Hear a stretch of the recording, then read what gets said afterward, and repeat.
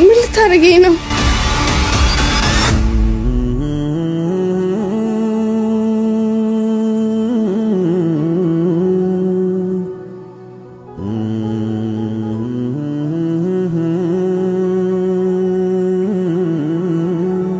እንኳን ደስ አለ አብዲ። ወንድምህን ማግኘት ለኔም ትልቅ ደስታ ነው። ቴንክ ዩ ሱዩ። ናታን ወይ እንኳን መጣ። እኔ የአብዲ ጓደኛና ቀኝ እጁ ስዩም እባላለሁ። አመሰግናለሁ ስዩም። አብዲ ስላንተ ደግነት ብዙ ነገር ነግሮኛል። አይደለ?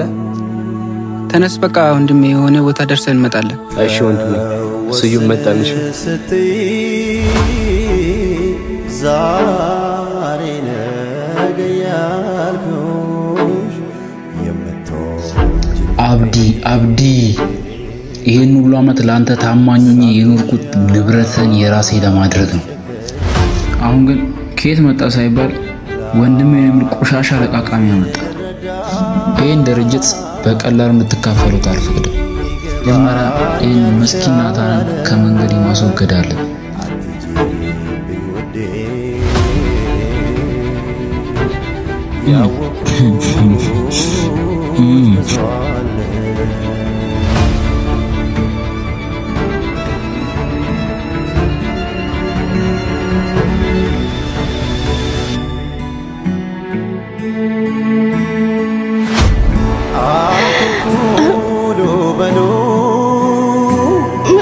ምን ይርክስ እንደገና እዛው ምትጠጋ ዙሪያዬ ጨለማ ምን ልታረገኝ ነው?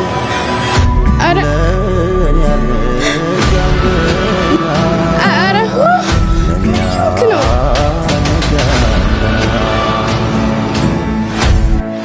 ምን ልታረገኝ ነው?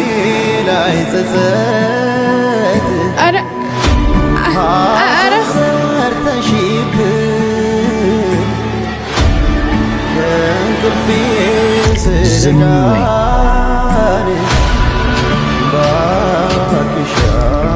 እንዳትፈሪ፣ ምንም አላደርግሽም። ናታንና አብዲ የድሮ ታሪካቸውን እየጨረሱ ነው። እኔ ግን ለአንቺ አንድ ጥሩ ምክር ልሰጥሽ ነው።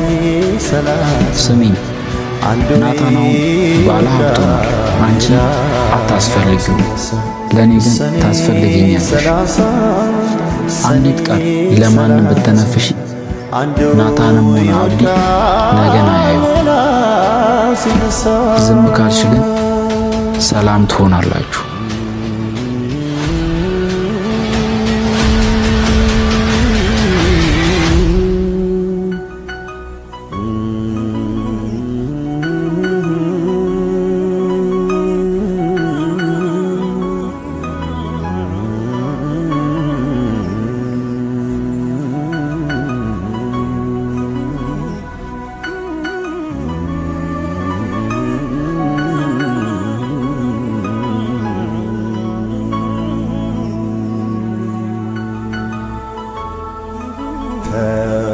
ወስን ስትይ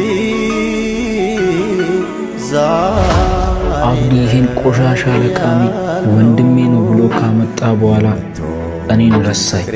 ብርሃንም ብትሆን ሁሌ እሱን ፍለጋ ነው የምትመጣው። ይሄ ነገር መቆም አለበት። ብርሃንም ብትሆን የኔ መሆን አለባት። ናታን ደግሞ ወደ ነበረበት ቆሻሻ መመለስ አለበት።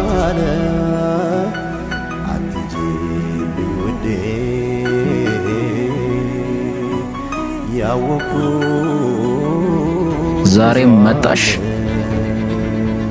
ይሄ ሰውዬ አሁን ባለሀብት ሆኗል። እንደ ድሮ አያስብልሽም።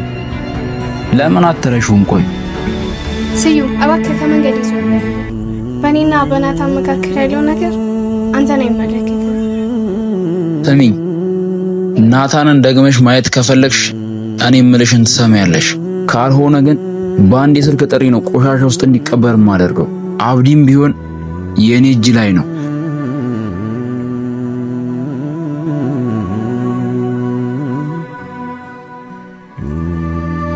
የኔ ብርሃኔ ምን ሆነሻል? ደሞ ያልቀሽ ነው እንዴ? ማን ነው ያስቀየመሽ? ንገሪኝ። ምንም ዮናታን መምጣት ስህተት ነበር። መሄድ አለብኝ። ዛሬ ነገ ያልኩሽ የምትወጂኝ ፍቅሬን ሳትወጂ